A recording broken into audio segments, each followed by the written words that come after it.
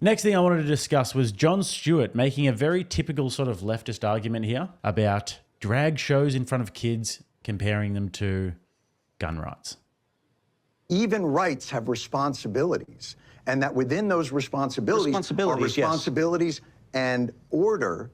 Otherwise, it's chaotic. I'll go you one further. You want to ban drag show readings to children. To minors, yes. Why?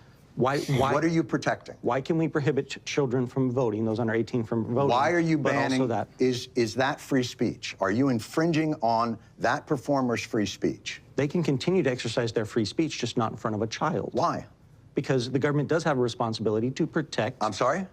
The government does have a responsibility in certain instances to What's protect the children. leading cause of death amongst children in this country? And I'm going to give you a hint. It's not drag show readings to children. Correct, yes. So what is it? I'm presuming you're going to say it's firearms. No, I'm not going to say it like it's an opinion. That's what it is.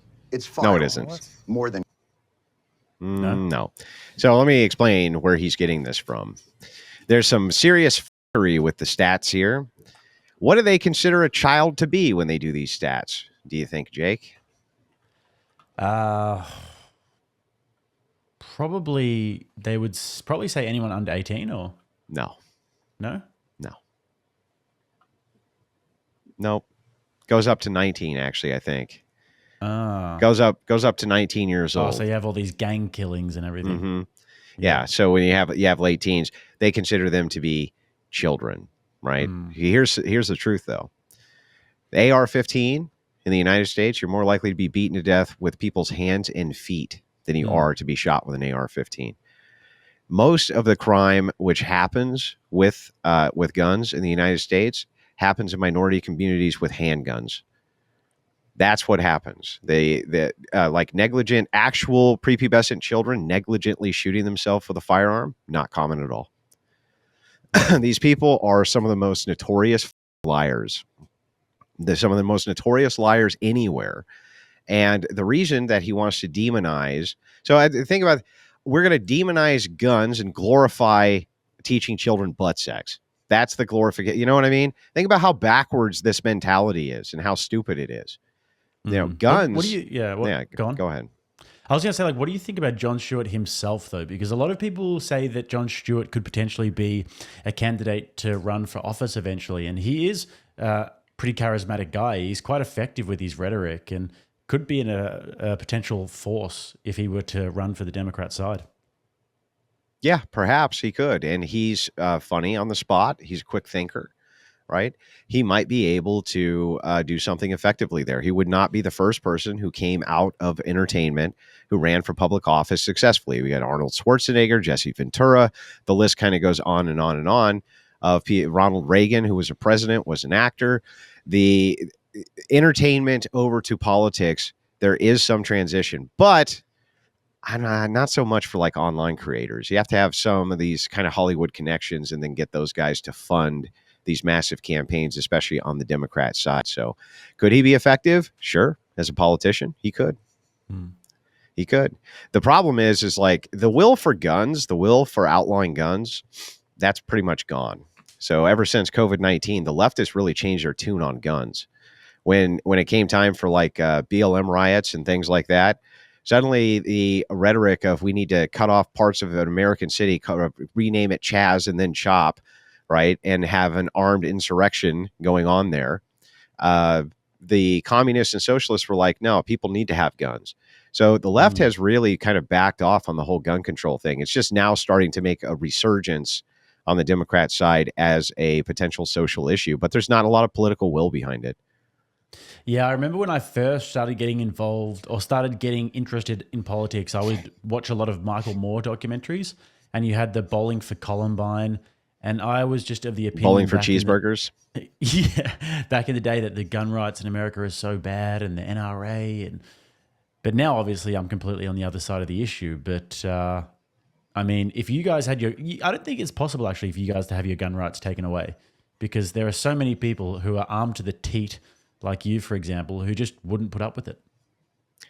Well, the main thing to focus on is what's in the political will, right, of people themselves. Guns are such an entrenched part of American culture that to create degrees of separation becomes very difficult. So actually, the mayor of New Zealand, or I don't know, governor of New Zealand, I don't remember which she is, but I remember she came out and after there was a mass shooting there and said, hey, New Zealanders don't have the same history with guns as the United States. They're not going to mind if we just go ahead and collect up all the assault rifles. You know what I mean? That's what she said. And there was very little pushback to that. In the United States, we had an assault rifles ban. We already had it. So Clinton got it passed, okay, the assault weapons ban. And it literally cost them. It cost them the entire House. It cost them almost everything politically after they passed the assault weapons ban. So it also expired. When it expired, there was great happiness in the nation because we didn't want it. Nobody liked it. And it didn't do shit. It did nothing to protect anybody anyway. You know, the thing that kicked off mass shootings globally really is a single incident that happened in the United States, which happened at a school called Columbine, right? Mm-hmm. And, that happened under the assault weapons ban. So while they had outlawed all the, quote, assault weapons, these guys went in with pipe bombs, shotguns, and Tech 9s. And they still did this big mass shooting in Columbine, even under an assault weapons ban. It didn't do shit. And that was the event, which was the prime catalyst for all of the copycat school shootings, which came after. So it's completely ineffective. It's always been ineffective. It's always been worthless. And by the way, if you wanted to eliminate most of the gun crime in the United States, you would focus on 5 major metropolitan areas where essentially black people are killing each other with handguns. That's what's actually going on. More than car accidents. And what you're telling me is you don't mind infringing free speech to protect children from this amorphous thing that you think of. But when it comes to children that have died, you don't give a flying to stop that because that shall not be infringed. That is hypocrisy at its highest order. Yeah.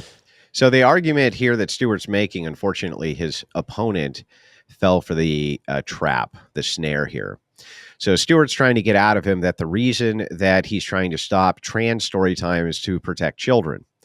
Stewart then says, well, wait a second, right? If it's the case that guns are killing children, wouldn't you then want to apply the same exact logic in order to protect children from death by gun, right?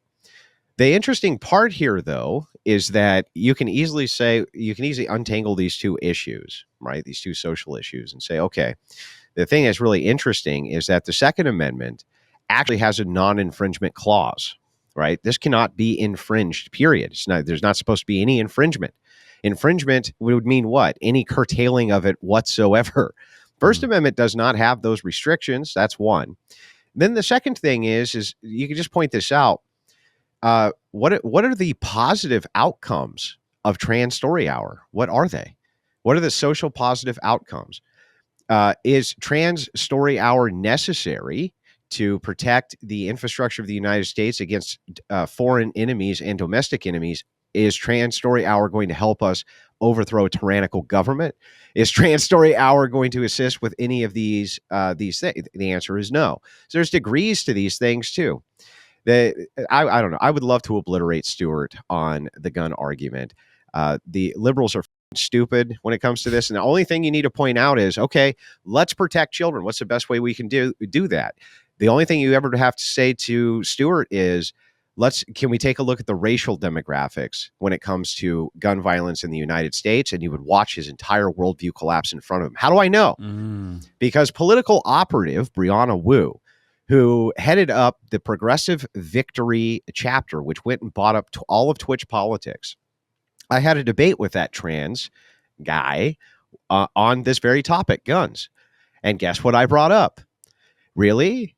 Is it the case that it's effective?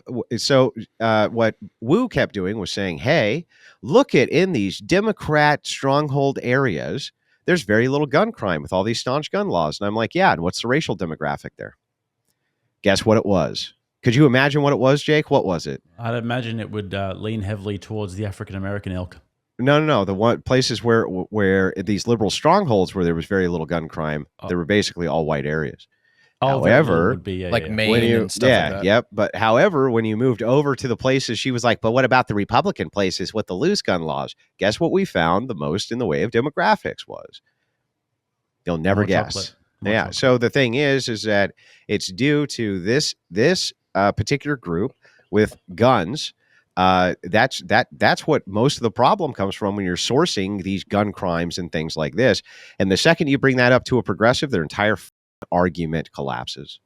The second you bring that up to progressives, the argument collapses. Now, they immediately will say, well, that's racist. He's like, well, what's racist about it? That's what I kept asking Wu. What's racist about it? This is factually what's going on.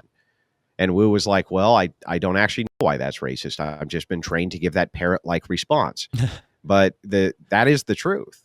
And so if it was really in the interest of protecting people from gun violence, wouldn't you just restrict groups which were using the guns for bad things? It's fun. It's interesting to me. You can then make the counter argument to them. Funny to me, I don't want to take away black people's guns.